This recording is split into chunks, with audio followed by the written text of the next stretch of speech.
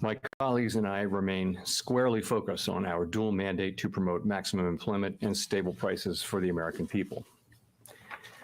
We understand the hardship that high inflation is causing, and we remain strongly committed to bringing inflation back down to our 2% goal. Price stability is the responsibility of the Federal Reserve. Without price stability, the economy doesn't work for anyone. In particular, without price stability, we will not achieve a sustained period of strong labor market conditions that benefit all. Since early last year, the FOMC has significantly tightened the stance of monetary policy. We have raised our policy interest rate by 5 percentage points, and we've continued to reduce our securities holdings at a brisk pace. We've covered a lot of ground, and the full effects of our tightening have yet to be felt. In light of how far we've come in tightening policy, the uncertain lags with which monetary policy affects the economy, and potential headwinds from credit tightening, today we decided to leave our policy interest rate unchanged and to continue to reduce our securities holdings. Looking ahead, nearly all committee participants view it as likely that some further rate increases will be appropriate this year to bring inflation down to 2% over time. And I will have more to say about monetary policy after briefly reviewing economic developments. The U.S. economy slowed significantly last year, and recent indicators suggest that economic activity has continued to expand at a modest pace. Although growth in consumer spending has picked up this year, activity in the housing sector remains weak, largely reflecting higher mortgage rates. Higher interest rates and slower output growth also appear to be weighing on business fixed investment. Committee participants generally expect subdued growth to continue. In our summary of economic projections, the median projection has real GDP growth at 1.0% this year and 1.1% next year, well below the median estimate of the longer run normal growth rate. The labor market remains very tight. Over the past 3 months, payroll job gains averaged a robust 283,000 jobs per month. The unemployment rate moved up but remained low in May at 3.7%. There are some signs that supply and demand in the labor market are coming into better balance. The labor force participation rate has moved up in recent months, particularly for individuals aged 25 to 54 years. Nominal wage growth has shown signs of easing, and job vacancies have declined so far this year. While the jobs to workers gap has declined, labor demand still substantially exceeds the supply of available workers. FOMC participants expect supply and demand conditions in the labor market to come into better balance over time, easing upward pressures on inflation. The median unemployment rate projection in the SEP rises to 4.1% at the end of this year and 4.5% at the end of next year. Inflation remains well above our longer-run 2% goal. Over the 12 months ending in April, total PCE prices rose 4.4%, excluding the volatile food and energy categories. Core PCE prices rose 4.7%. In May, the 12-month change in the Consumer Price Index came in at 4%, and the change in the core CPI was 5.3%. Inflation has moderated somewhat since the middle of last year. Nonetheless, inflation pressures continue to run high, and the process of getting inflation back down to 2% has a long way to go. The median projection in the SEP for total PCE inflation is 3.2% this year, 2.5% next year, and 2.1% in 2025. Core PCE inflation, which excludes volatile food and energy prices, is projected to run higher than total inflation, and the median projection has been revised in the SEP up to 3.9% this year. Despite elevated inflation, longer-term inflation expectations appear to remain well anchored, as reflected in a broad range of surveys of households, businesses, and forecasters, as well as measures from financial markets. The Fed's monetary policy actions are guided by our mandate to promote maximum employment and stable prices for the American people. My colleagues and I are acutely aware that high inflation imposes hardship as it erodes purchasing power, especially for those least able to meet the higher costs of essentials like food, housing, and transportation. We are highly attentive to the risks that high inflation poses to both sides of our mandate, and we are strongly committed to returning inflation to our 2% objective. As I noted earlier, since early last year, we have raised our policy rate by 5 percentage points. We have been seeing the effects of our policy tightening on demand in the most interest rate sensitive sectors of the economy, especially housing and investment. It will take time, however, for the full effects of monetary restraint to be realized, especially on inflation. The economy is facing headwinds from tighter credit conditions for households and businesses, which are likely to weigh on economic activity, hiring, and inflation. The extent of these effects remains uncertain. In light of how far we've come in tightening policy, the uncertain lags with which monetary policy affects the economy, and potential headwinds from credit tightening, the committee decided at today's meeting to maintain the target range for the federal funds rate at 5 to 5.25% and to continue the process of significantly reducing our securities holdings. As I noted earlier, nearly all committee participants expect that it will be appropriate to raise interest rates somewhat further by the end of the year. But at this meeting, considering how far and how fast we've moved, we judged it prudent to hold the target range steady to allow the committee to assess additional information and its implications for monetary policy. In determining the extent of additional policy firming that may be appropriate to return inflation to 2% over time, the committee will take into account the cumulative tightening of monetary policy, the lags with which monetary policy affects economic activity and inflation, and economic and financial developments. In our SEP, participants wrote down their individual assessments of an appropriate path for the federal funds rate based on what each participant judges to be the most likely scenario going forward.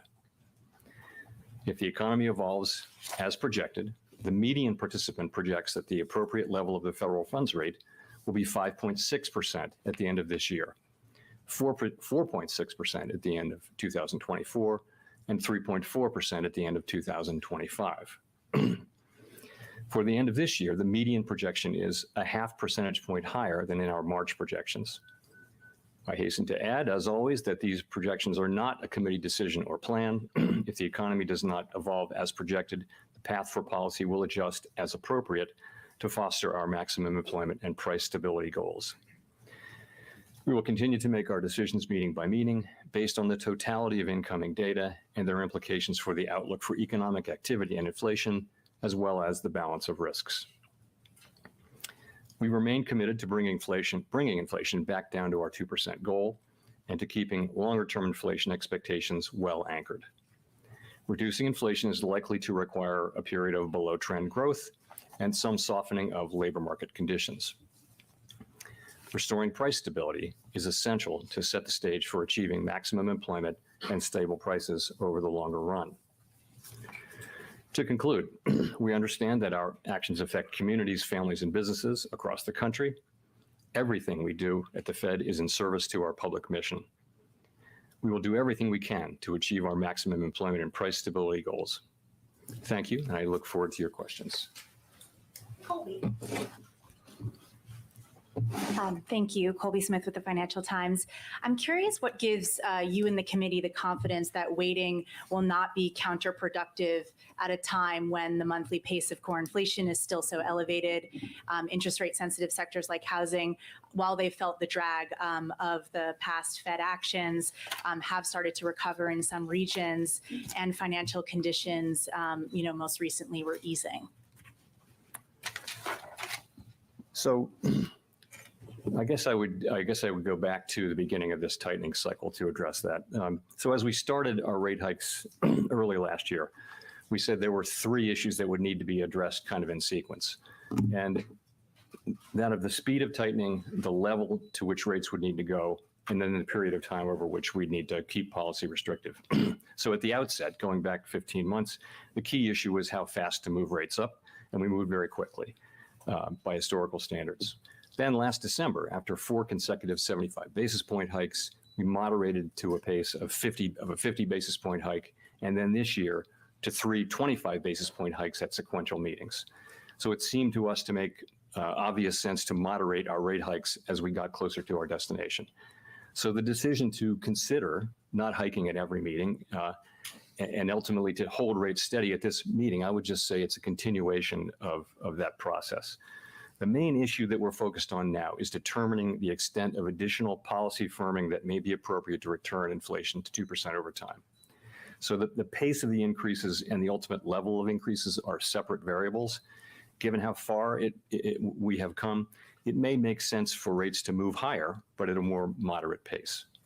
I want to stress one more thing, and that is that the committee decision made today was only about this meeting. We didn't make any decision about going forward, including what would happen at the next meeting, including we did not decide or really discuss anything about going to an every other meeting kind of an approach or really any other approach. We really were focused on what to do at this meeting. So there was no kind of initial debate about the possibility of July, any sense of the initial support at this stage for that move? So again, we didn't make a decision about July. I mean, of course, it came up in the meeting from time to time, but really the focus was on what to do today. I would say about July, two things. One, decision hasn't been made. Two, I do expect that it will be a live meeting.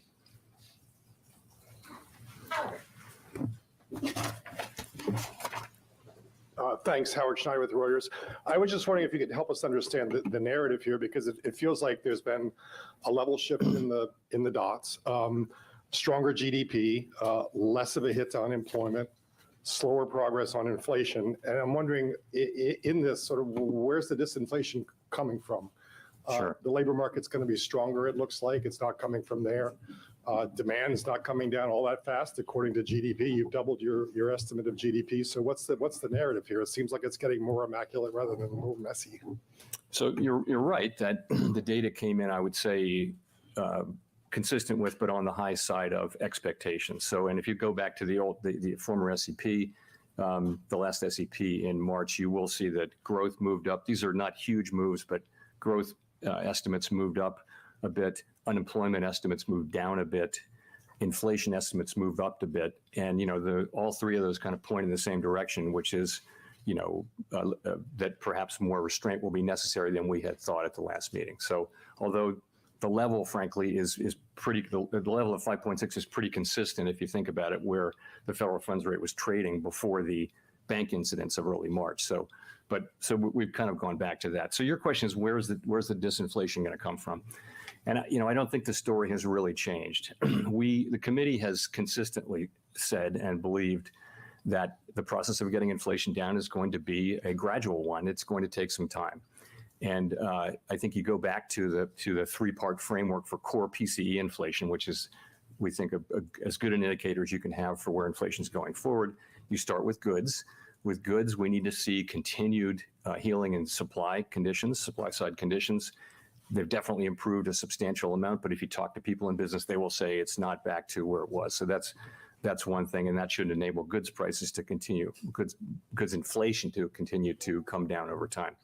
In terms of housing services inflation, that's another big piece, and you are seeing there that new rents, new leases are coming in at low levels, and it's really a matter of time as that goes through the pipeline. In fact, I think any forecast that people are making right now about inflation coming down this year will contain a big dose of this year, and next year will contain a good amount of disinflation from that source, and that's, again, probably going to come slower than we would expect. That leaves, the big sector, which is a little more than half, pardon me, of core PCE inflation. That's non-housing services, and we see only the earliest signs of disinflation there. It's a sector, it's a very broad and diverse sector. I would say in a number of the parts of that sector, the largest cost would be wage costs. It's the service sector, so it's heavily labor intensive. And I think many analysts would say that the key to getting inflation down there is to have a continuing loosening in labor market conditions, which we have seen. We have actually seen, I go through a number of indicators suggesting there's been some loosening in labor market conditions. We need to see that continue. I would almost say that the conditions that we need to see in place to get inflation down are coming into place, and that would be growth meaningfully below trend, It would be a labor market that's loosening. It would be goods pipelines getting healthier and healthier and that kind of thing. But the things are in place that we need to see, but the process of that actually working on inflation is going to take some time. Nick.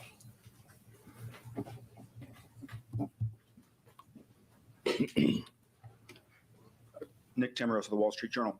Chair Powell, what's the value in pausing and signaling future hikes versus just hiking now? I mean, not to be flippant, but I don't lose weight just by buying a gym membership. I have to actually go to the gym. 16 of your colleagues put down a higher year-end 23 rate today. A majority of you think you're going to have to go up by 50 basis points this year. So why not just rip off the Band-Aid and raise rates today? So first, I would say that the question of speed is a separate question from the question from that of level.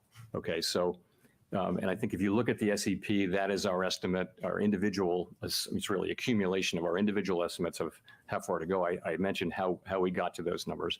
In terms of speed, it's what I said at the beginning, which is speed was very important last year. As we get closer and closer to the destination, and according to the SEP, we're not so far away from the destination in most people's accounting. It's reasonable, it's common sense to go a little slower, just as it was reasonable to go from 75 basis points to 50 to 25 at every meeting. And so the committee thought overall that it was appropriate to moderate the pace, if only slightly. And there are benefits to that. So that gives us more information to make decisions. We may try to make better decisions. I think it allows the economy a little more time to adapt as we make our decisions going forward, and we'll get to see. We don't know the full extent of the consequences of the banking turmoil that we've seen. It would be early to see those, but we don't know what the extent is. We'll have some more time to see that unfold. I mean, it's just the idea that we're trying to get this right, and this is if you think of the two things as separate variables, then I think that the skip, I shouldn't call it a skip, the decision makes sense. I know you said July is live with only one June employment, with only the June employment and the CPI report for June due to be released before the July meeting. You get the ECI after, you get the senior loan officer survey after, you get some bank earnings at the end of next month. What incremental information will the committee be using to inform their judgment on whether this is in fact a skip or a longer pause? Well, I think you're adding that to the data that we've seen since the last meeting too. Since we chose to maintain rates at this meeting, it'll really be a 3-month period of data that we can look at. And I think that's a full quarter, and I think you can draw more conclusions from that than you can from any 6-week period. We'll look at those things. We'll also look at the evolving risk picture. We'll look at what's happening in the financial sector. We'll look at all the data, the evolving outlook, and we'll make a decision. Gina. Thanks for taking our questions. Gina Smilek, New York Times. You obviously, in your forecast, marked up the sort of path for growth, marked down the path for unemployment, marked up the path for inflation pretty notably. I wonder, since March, what has changed to make you think that the economy is a lot more resilient and inflation is going to be a lot more stubborn? And given that, why do you feel confident that this is as high as you're going to have to revise the federal funds rate? Or do you think it's possible we could have even a higher than 5.6% terminal by the end of this cycle? I mean, on the first part, I just think we're following the data and also the outlook. The economy the labor market, I think, has surprised many, if not all, analysts over the last couple of years with its extraordinary resilience, really. It's just remarkable. And that's really, if you think about it, that's what's driving. It's job creation, it's wages moving up, it's supporting spending, which in turn is supporting hiring, and it's really the engine, it seems, that is driving the economy. So it's really the data. In terms of we always write down at these meetings what we think the appropriate terminal rate will be at the end of this year. That's how we do it. It's based on our own individual assessments of what the most likely path of the economy is. It can actually in reality wind up being lower or higher. And there's really no way to know, but it's what people think as of today. And as the data come in, it can move around during the intermeeting period. It could wind up back in the same place. but it really will be data driven. I can't tell you that I ever have a lot of confidence that we can see where the federal funds rate will be that far in advance.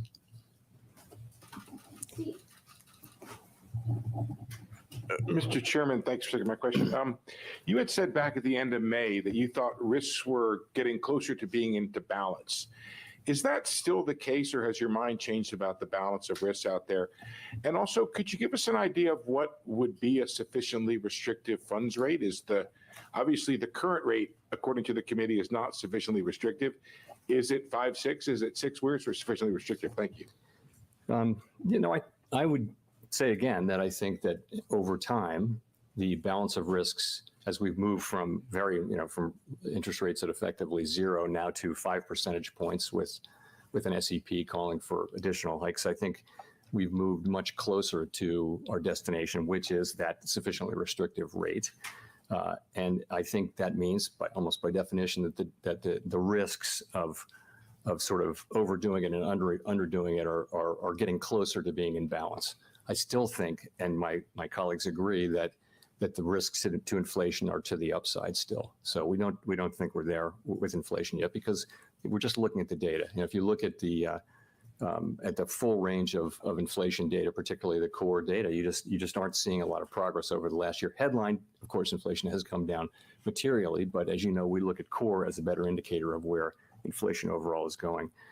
So I think what we'd like to see is credible evidence that inflation is topping out and then beginning to come down. That's what we want to see. Of course, that's what we want to see.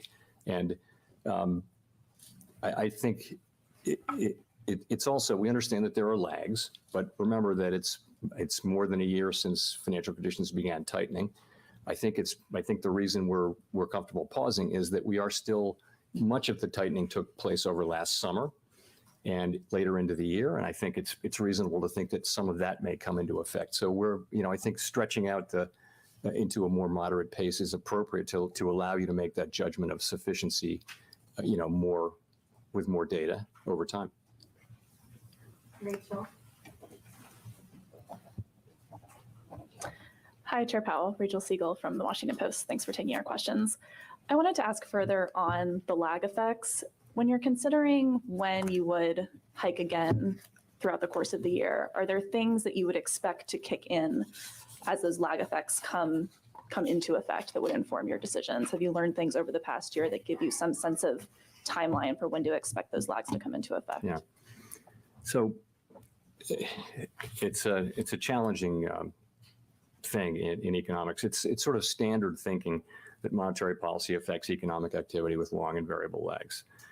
Of course, these days, financial conditions begin to tighten well in advance of actual rate hikes. So if you look back when we were lifting off, we started talking about lifting off. By the time we had lifted off, the 2-year, which is a pretty good estimate of where policy is going, had gone from 20 basis points to 200 basis points. So in that sense, tightening happens much sooner than it used to in a world where news was in newspapers and not on the wire. So that's different, but it's still the case that what you see is interest-sensitive spending is affected very, very quickly. So housing and durable goods and things like that. But broader demand and spending and asset values and things like that, they just take longer. And you can pretty much find research to support whatever answer you would like on that. So there's not any certainty or agreement in the profession on how long it takes. So, and that makes it challenging, of course. So we're looking at the calendar, we're looking at what's happening in the economy, we're having to make these judgments. And again, it's one of the main reasons why it makes sense to go at a slightly more moderate pace now as we seek that ultimate. I can't point to that ultimate endpoint. I can't point to a specific data point. I think we'll see it when we see inflation, really, really flattening out reliably and then starting to soften. I think we'll know that it's working. And ideally, by taking a little more time, we won't go well past the level where we need to go. I was curious if you could give us an update on what you're seeing on credit tightening since the bank incidents from March and how you're teasing that out apart from these lag effects. So it's too early still to try to assess the full extent of what that might mean. And that's something we're going to be watching, of course. And, if we were to see what we would view as significant tightening beyond what would normally be expected because of this channel, then, we would factor that into account in making rate decisions. So that's how we think about it. Let's go to Chris. Thanks. Chris Rugaber at Associated Press. You mentioned that many of the trends are in place that you want to see. Core services ex housing has come in pretty low in the past couple of months. And as you noted, a significant portion of core inflation is now housing prices. And then we've had some quirks in used car prices. So given that these trends are in place, I guess I'm sort of asking the flip side of Nick's question, why signal additional rate hikes? Aren't things headed in the direction you need? Why not simply give it even more time? Or it's surprising to see so much hawkishness in the dots, given what we're seeing recently. Yeah. So, we've we're 2.5 years into this, or 2.25 years into this, and forecasters, including Fed forecasters, have consistently thought that inflation was about to turn down, and typically forecasted that it would, and been wrong. So I think if you look at core PCE inflation overall, look at it over the last 6 months, you're just not seeing a lot of progress. It's running at a level, over 4.5%, far above our target, and not really, moving down. We want to see it moving down decisively. That's all. Of course, we are going to get inflation down to 2% over time. We want to do that with the minimum damage we can to the economy, of course, but we have to get inflation down to 2%, and we will. And we just don't see that yet. So hence you see today's policy decision, both to write down further rate hikes by the end of this year, but also to moderate somewhat the pace with which we're moving. Quick follow-up. I mean, the last press conference you mentioned you didn't see wages driving inflation, and there was some research from the San Francisco Fed suggesting wages aren't necessarily a key driver, but you've talked about the labor market today and the need for softening. Can you give us a little more specifically of how you see the tight labor market driving inflation at this point? Thank you. Right. So I'm not going to comment on any particular paper, but I would say that I think the overall picture is that at the beginning, in early 2021, inflation was really coming from very strong demand largely for goods. People were still at home. They had money in the bank and they wanted to spend, and they spent a lot on goods. And of course, at the same time, and because of that high demand to some extent, supply chains got all snarled up. So prices went way up, inflation went way up. So that was the origin. And it wasn't really particularly about the labor market or wages. But as you move through 21 into 22 and now in 23, I think many analysts believe that it will be an important part of getting inflation down, especially in the non-housing services sector, getting wage inflation back to a level that is sustainable, that is consistent with 2% inflation. We actually have seen wages broadly move down, but just at a quite gradual pace. So, and that's a little bit of the finding of the Bernanke paper with Blanchard of a few weeks ago, which is very consistent with what I would think. Let's go to Michael McKee. Michael McKee from Bloomberg Radio and Television. You said in the past that you don't like to surprise markets. It's kind of been the Fed's view. Markets should have an idea of what you're going to do before you go in. You also said a number of times that it would take a while to bring inflation down. You reiterated that again today, and that we would get to a point where inflation could be sticky. So I'm wondering, as we go into the next meetings, how Wall Street or others should look at your reaction function. What will you be reacting to, time or data? In other words, if nothing much changes, if we're looking at the same sort of labor market, the same sort of inflation levels in July or in September or November, will you move because you've said you feel you need to? Is it time that's going to require additional movement, or would it be a reversal in inflation? So I don't want to deal with hypotheticals about different ways data might move out. So we of course we don't go out of our way to surprise markets or the public. At the same time, our main focus has to be on getting the policy right. And that's what we're doing here. And that's what we'll do for the upcoming meetings. I will say the July meeting will be live, and we'll just have to see. I think you'll see the data, you'll hear Fed people talking about it, and markets will have to make a judgment. Well, do you think inflation is likely to continue coming down based on the lags and based on your threat of additional movement? Or are we going to be in a period where we're not going to know what's happening? You know, I think if you look at, if you just look at, I'll just point you to the forecast. So inflation is running, core PCE inflation is running at about 4.5%, a little higher than 4.5%. And the median FOMC participant thinks it'll go down to 3.9 on a 12-month basis. This is by the end of this year. So that's expecting pretty substantial progress. That's a pretty significant decline for half a year. So that's the forecast. You know, we do try to be transparent in our reaction function. We're committed to getting inflation down, and that's the number one thing. So that's how I think about it. Let's go to Victoria. Victoria Guido with Politico. Could you talk about the balance sheet and how you're thinking about it? What are you looking for to judge whether we're approaching reserve scarcity, and is Treasury issuance going to affect that? Also, are you considering lowering the RRP rate in order to take some pressure off banks?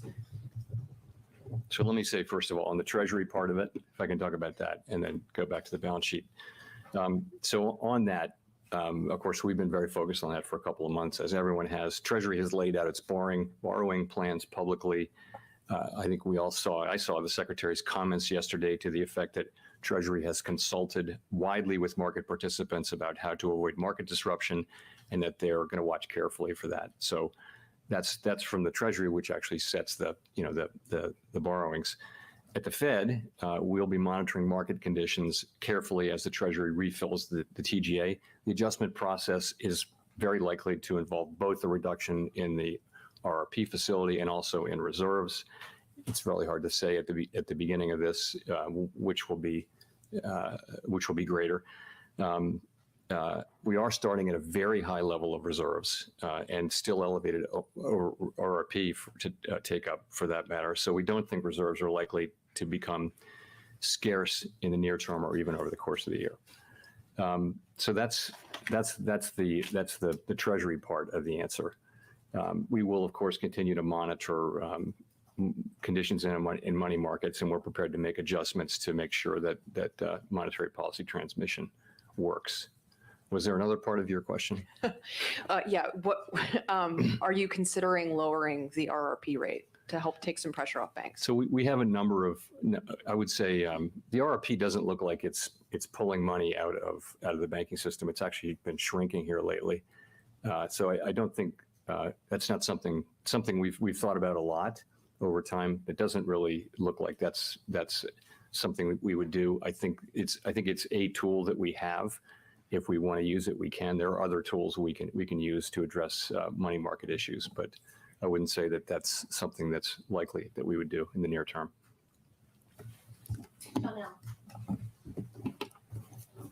Janelle Marte with Bloomberg.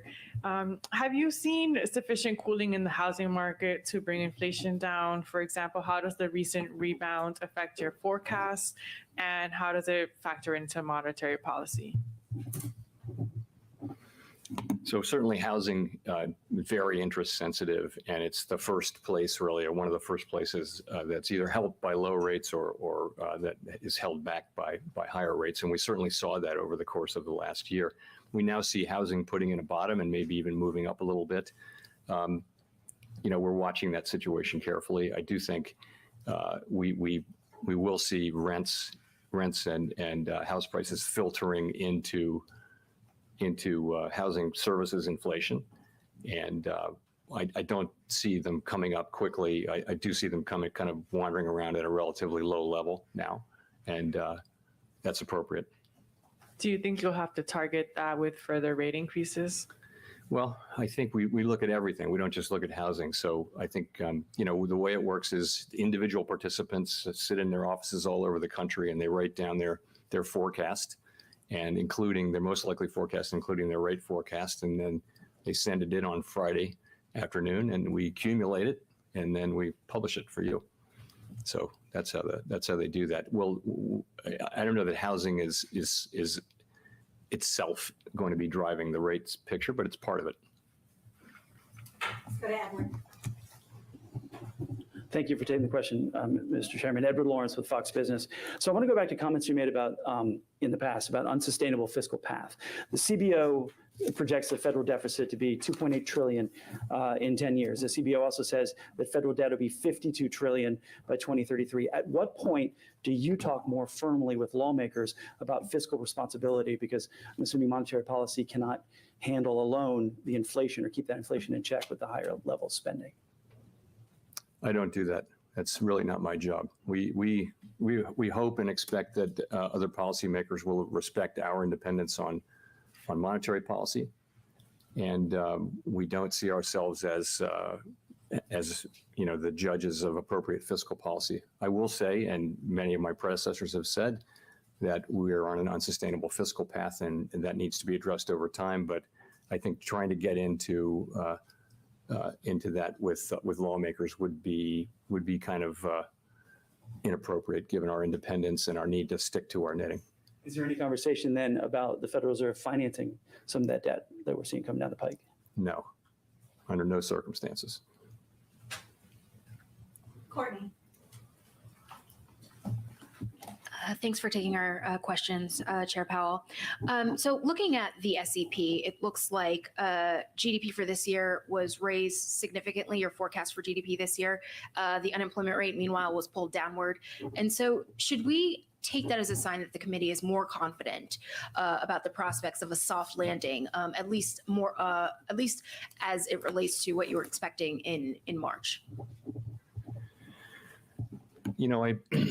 I would just say it this way, that I continue to think, and this really hasn't changed, that there is a path to getting inflation back down to 2% without having to see the kind of sharp downturn and large losses of employment that we've seen in so many past instances. It's possible.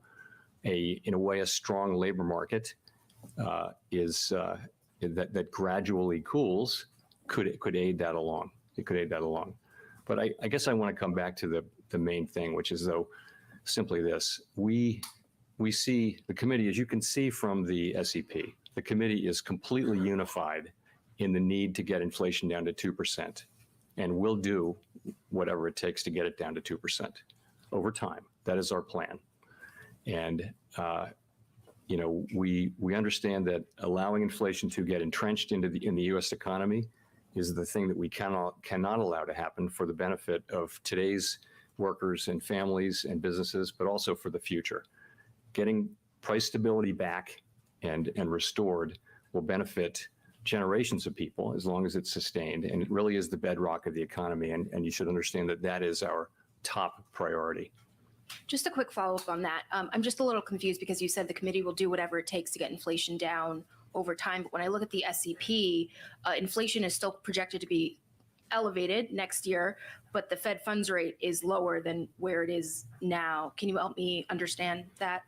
Sure. So, if you look 2 and 3 years out with the forecast, first of all, I wouldn't put too much weight on forecasts even 1 year out because they're so highly uncertain. But what they're showing is that as inflation comes down in the forecast, if you don't lower interest rates, then real rates are actually going up, right?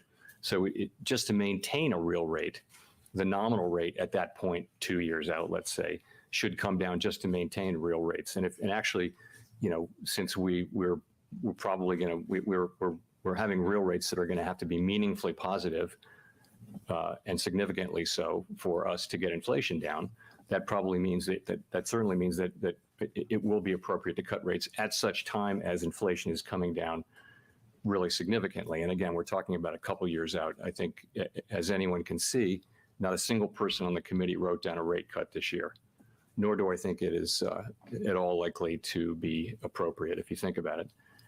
Inflation has not really moved down. It is not so far reacted much to our existing rate hikes, and so we're going to have to keep at it.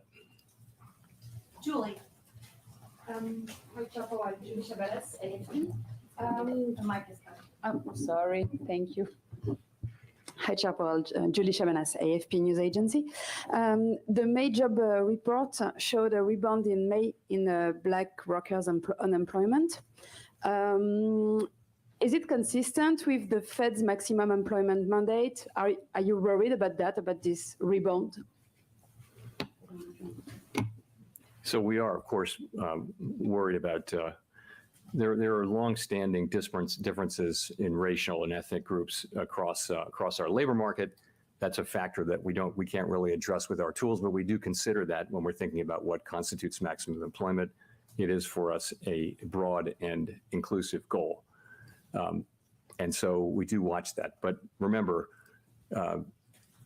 all unemployment, including Black unemployment, has been bouncing around right near historic lows, historic modern lows here. So we're still talking about, I mean, what is as strong a labor market as we've seen in, a half century here in the United States. So overall unemployment of 3.7% is 0.3 higher than it was measured to be at the last a month ago, but still it's extraordinarily low.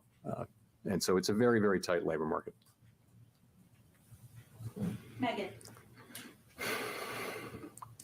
Thank you. I want to follow up first a little bit just on the rent question on housing. We heard Governor Waller talk about how, I'll back up, we haven't quite seen the slowdown in rents show up in CPI yet. And we did hear Governor Waller talk about how an uptick in housing might mean that there's not going to be as much relief coming, or a shorter bit of relief than we thought. Can you talk about how you're thinking about that and how that played into today's outcome?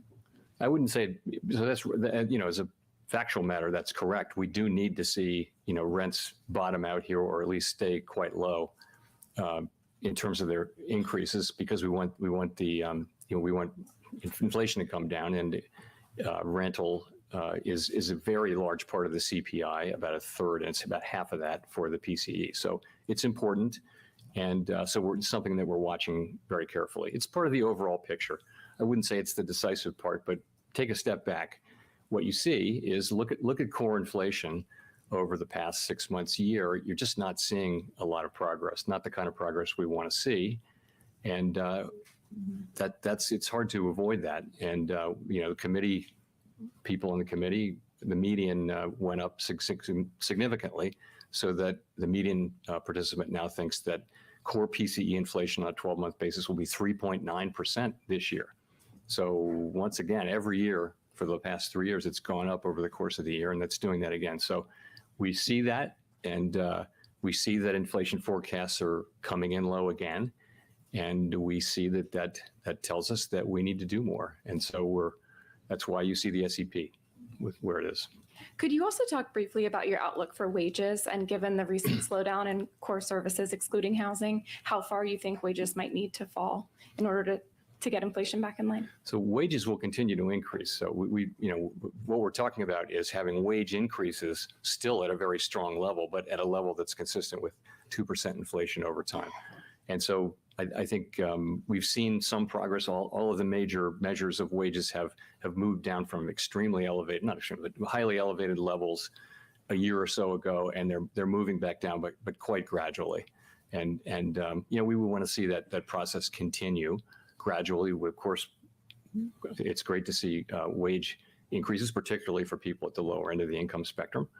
But we want that as part of the process of getting inflation back down to 2%, which benefits everyone. I mean, inflation hurts those same people more than anyone else. People on a fixed income are hurt the worst and the fastest by high inflation.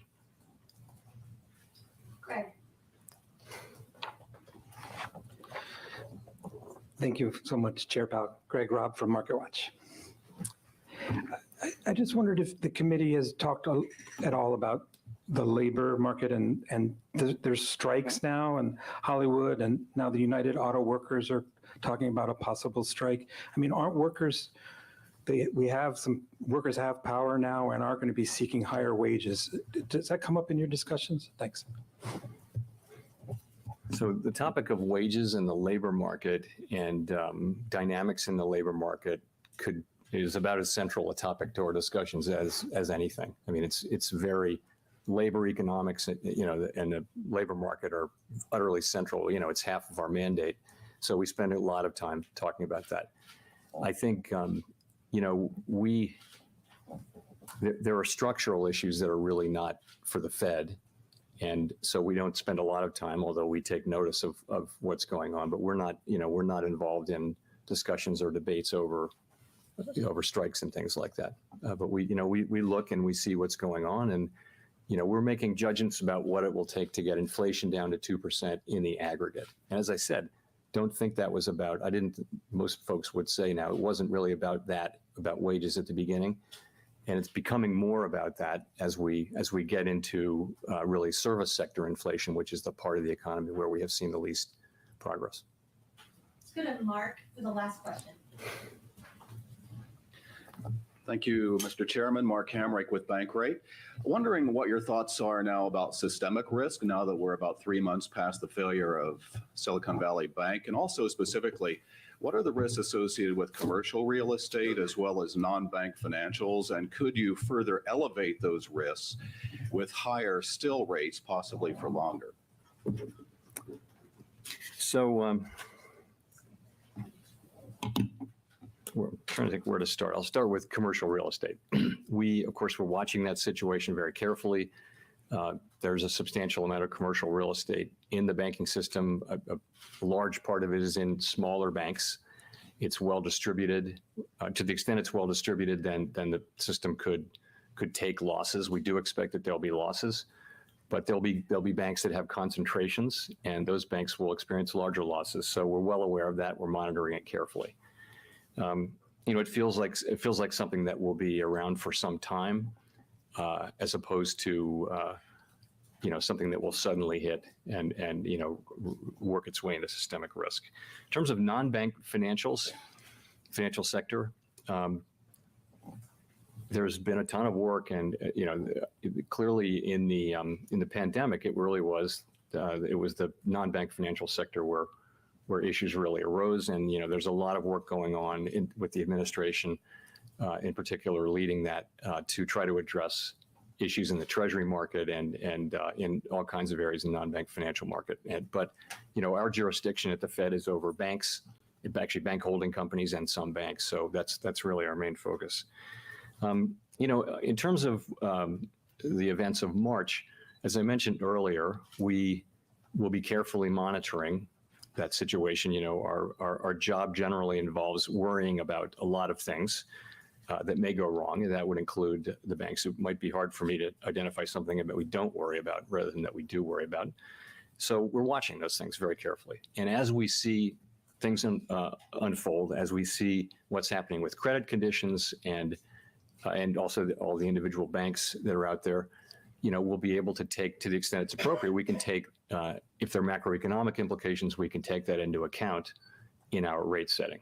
And so I guess that's what I would say. Can I just follow up on the last part? That's do you risk further exacerbating those issues if you get up to another 50 basis points? So that's, and I guess I meant to address that by saying, as we watch, we'll see what's happening, and if we're seeing the kind of tightening of conditions that you could be referring to, then we can factor that, because really we use our rate tool it really has macroeconomic purposes. So we'll take that into account. Of course, we have responsibility for financial stability as well, and that also is a factor that we're always going to be considering. Thank you very much.